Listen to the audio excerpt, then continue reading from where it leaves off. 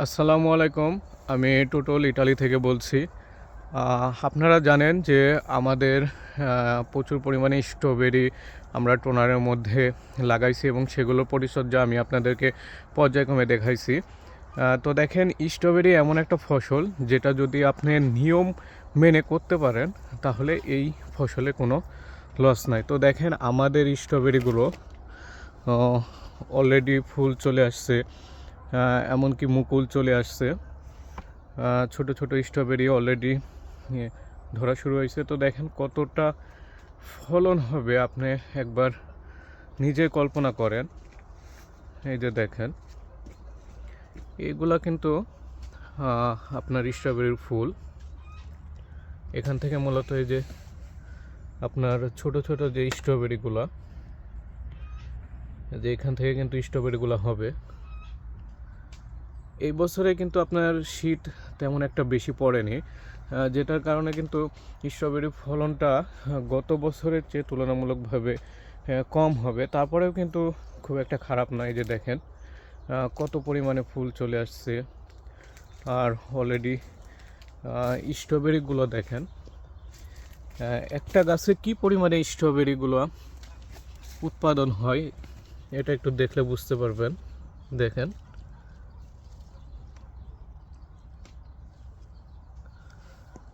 আর ইটালির স্ট্রবেরি যে কতটা বড় হয় সেটা তো আমি আপনাদেরকে দেখাইছি। দেখেন অলরেডি কিন্তু ইতিমধ্যে কিন্তু দেখেন, এই যে দেখেন, এটা কিন্তু ছোট অবস্থাতে এত বড়, তাহলে আরও যখন বড় হবে তখন এই স্ট্রবেরিটা কতটা বড় হবে আপনি একটু দেখেন। তো দেখেন প্রতিটা গাছ থেকেই কিন্তু এরকম আপনার বাধা বের হয়েছে। আমি কিন্তু আপনাদেরকে বলেছিলাম যে হচ্ছে যে বেডটা যে আমরা এত দূর মানে উঁচা করার কারণটা দেখেন, এক হাতের চাইতেও কিন্তু বেশি উঁচা করার কারণটা হচ্ছে এই যে দেখেন, এই যে এইখান থেকে যে আপনার হচ্ছে যে বাধাটা বের হয়েছে স্ট্রবেরির, এটা কিন্তু আপনার দেখেন কত দূর পর্যন্ত চলে আসছে। তো আপনার যদি এটা উঁচা না হয়, এটা কিন্তু আপনার মাটির সাথে লেগে এই স্ট্রবেরিগুলো নষ্ট হয়ে যাবে। আর এই স্ট্রবেরি কিন্তু একদম ছড়াই ছিটাই থাকবে।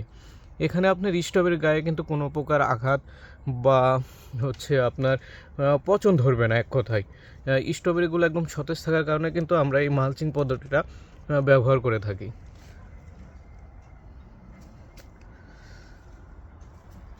তো দেখেন চারিদিকে একদম মৌ মৌ করছে আপনার স্ট্রবেরিতে। এই যে দেখেন প্রতিটা গাছেই কিন্তু প্রচুর পরিমাণে ফলন হয় স্ট্রবেরি। এটা যদি আপনি নিয়ম মেনে করতে পারেন তাহলে কিন্তু এই স্ট্রবেরির ফসলে কোনো লস নাই। শুধুমাত্র আপনাকে সঠিক নিয়ম মেনটেন করে বা চাষাবাদ পদ্ধতিটা সম্পর্কে আপনার সঠিক ধারণা থাকতে হবে, তাহলে আপনি স্ট্রবেরিতে কখনো লস খাবেন না। আর বাংলাদেশে যেহেতু প্রচুর পরিমাণে স্ট্রবেরির চাহিদা, একটা ওপেন মার্কেট বলা চলে, তো সেক্ষেত্রে আপনি যদি স্ট্রবেরি চাষ সম্পর্কে একটু ভালোভাবে তথ্য সংগ্রহ করতে পারেন তাহলে কিন্তু আপনি প্রচুর পরিমাণে লাভবান হতে পারবেন। কারণ এখানে কিন্তু খরচটা কম। স্ট্রবেরি চাষে কিন্তু আপনার খরচটা তেমন একটা হয় না, কিন্তু লাভের পরিমাণ অনেক বেশি। এখানে তেমন খুব একটা সার বা কীটনাশকের প্রয়োজন হয় না। আর প্রচুর পরিমাণে স্ট্রবেরি ধরার এটা মূলত আপনি 3 মাস আপনাকে এই স্ট্রবেরিটা দিবে। অনেক মনোরম একটা পরিবেশ। দেখেন অলরেডি কিন্তু আমাদের স্ট্রবেরিগুলো কিন্তু এগুলো অনেক বড় হবে। ইটালির স্ট্রবেরিগুলো মূলত গোল, এরকম স্ট্রবেরিগুলো ইউরোপের অন্য কোনো দেশে হয় না। গোল আর অনেক বড় হয়। অন্যান্য আপনার ইউরোপের অন্যান্য দেশগুলোতে আপনার স্ট্রবেরিগুলো মূলত লম্বা হয়, সুচালো হয়, কিন্তু এই গোল আর এত বড় স্ট্রবেরি শুধুমাত্র ইটালিতেই সম্ভব। আর এবছরে ঠান্ডার পরিমাণটা অনেকটাই কম, যে কারণে স্ট্রবেরিগুলো তেমন একটা ভালো হয়নি গত বছরের চেয়ে। এই যে দেখেন, আমি আপনাদেরকে দেখাই যে স্ট্রবেরিগুলো কতটা বড় হবে। এই যে দেখেন,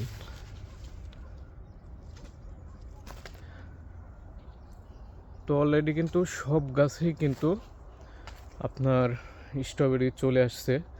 আমরা সর্বোচ্চ আর 15 দিনের মধ্যেই কিন্তু আপনার স্ট্রবেরি তোলা শুরু করব, কারণ যেহেতু অলরেডি কুলি চলে আসছে, সেহেতু হচ্ছে আপনার এগুলো থেকে স্ট্রবেরি তোলার আর খুব একটা বেশি দেরি করতে হবে না। দেখেন আমরা কিন্তু একদম পরিষ্কার পরিচ্ছন্নতা করে রাখি যতদূর সম্ভব, কারণ আপনার স্ট্রবেরিতে যদি পোকার উপদ্রব হয় তাহলে কিন্তু স্ট্রবেরি খুব নষ্ট হয়।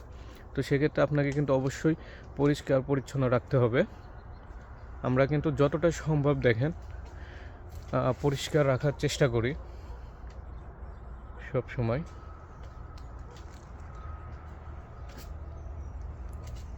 এই যে দেখেন, একটা বাদা থেকে যদি আপনার এত পরিমাণে স্ট্রবেরি বের হয় তাহলে চিন্তা করেন আপনার এই গোটা টোনার থেকে কতটা স্ট্রবেরি হবে। আপনারা অবশ্যই এই মালচিং পদ্ধতিতে স্ট্রবেরি চাষাবাদ করবেন, তাহলে আপনারা অধিক লাভবান পাবেন আর আপনাদের স্ট্রবেরির গুণগত মানটা অনেকটাই ভালো হবে।